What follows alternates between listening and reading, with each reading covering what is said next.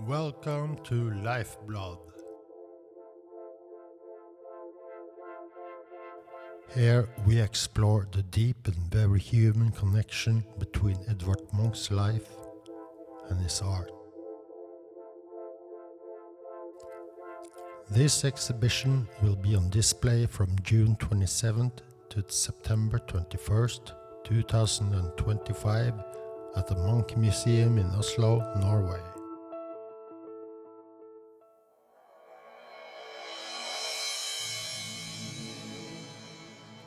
For Munch, painting wasn't simply his profession, it was survival.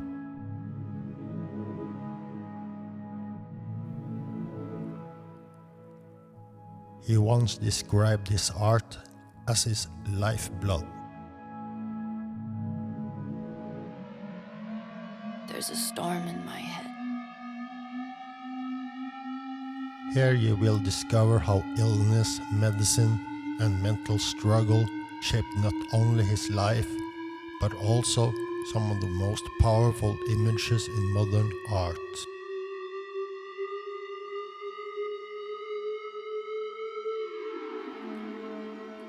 Munch was born in 1863. When he was 5, his mother died of tuberculosis. A few years later, his beloved sister Sophie, just 15 years old, suffered the same fate.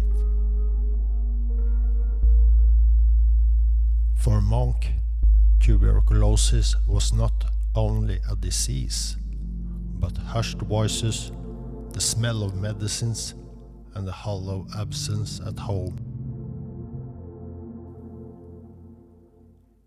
These losses shaped his imagination, and they became the emotional foundation for many of his paintings.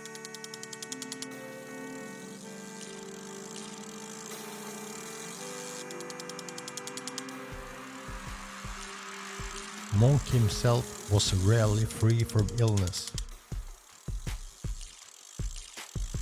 Hospitals became familiar places to him, and doctors played a vital role in keeping him alive.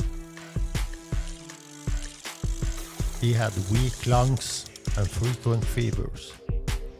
He suffered from bronchitis. He had severe attacks of gouty fever and rheumatic fever, and later also problems with his eyesight.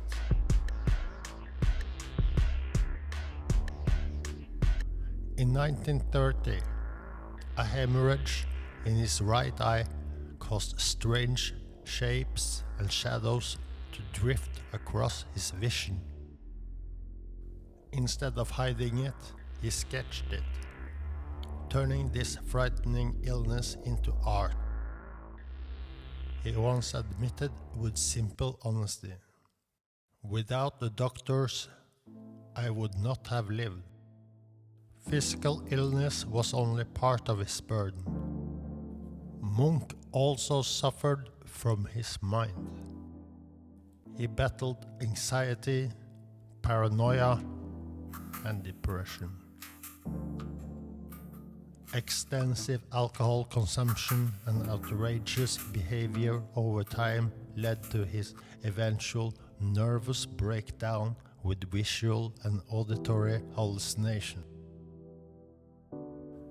In 1908, he broke down and admitted himself to Dr. Daniel Jacobsen's clinic in Copenhagen, where he underwent nerve therapy.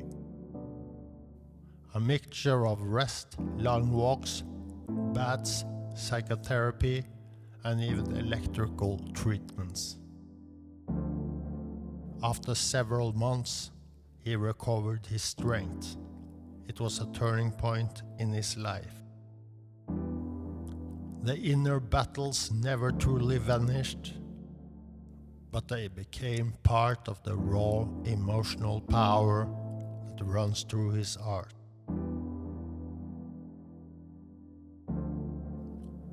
Take a moment with a sick child, one of Munch's earliest masterpieces.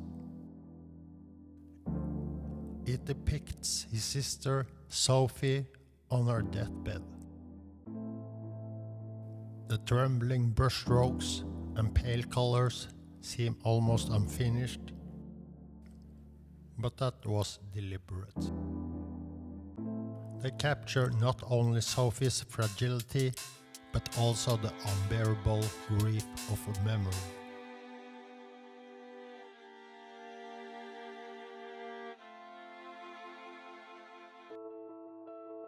Years later, in Death in the Sick Room, Munch did something even more striking.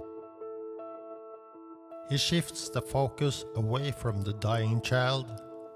Instead, he paints the family, together in silence. The work is not only about death, but about the suffocating atmosphere of grief that lingers long after death itself. These works reveal how Munch made illness not simply a subject, but an emotional experience he could share with the world.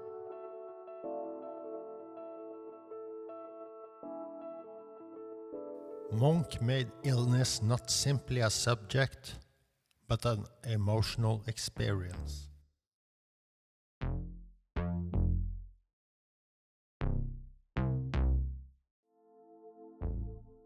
What made him unique was that he did not paint illness and loss as allegories or as distant ideas. He painted them as lived reality. He gave form to invisible anxieties, fears of madness, contagion, and of losing loved ones too soon. There's a storm in my head. And yet, Munch's art is never only about despair. His art pulses with vitality, love, desire, and the intensity of being alive. For him, joy and fear, health and illness, beauty and fragility, all of these were inseparable. Munch lived through one of the most dramatic periods of medical progress in history. When he was born in 1863, tuberculosis was a mystery. By the time he died in 1944, X-rays were in use, vaccines were common, and penicillin had just been discovered. These cures transformed our medicine. Medicine had entered the modern age, and Munch had lived its transformation. Munch once wrote, "Illness, madness, and death were the black angels that stood by my cradle. They haunted him all his life, but they also became the very forces that drove his art." There's a storm in my head. In spite of all the pain he endured, Edvard Munch lived from 1863 to 1944. For 80 long years, he carried the weight of illness, loss, and inner turmoil. And yet, he transformed this suffering, this cruel burden of life, into something extraordinary. The hauntingly beautiful art that still speaks to us today. This is the heart of Lifeblood. Munch turned private pain into images that still move us today. For him, art was never decoration, it was survival. His paintings still pulse with his life, reminding us that fragility and resilience, suffering and beauty are all part of being human. Thank you for joining us in Lifeblood.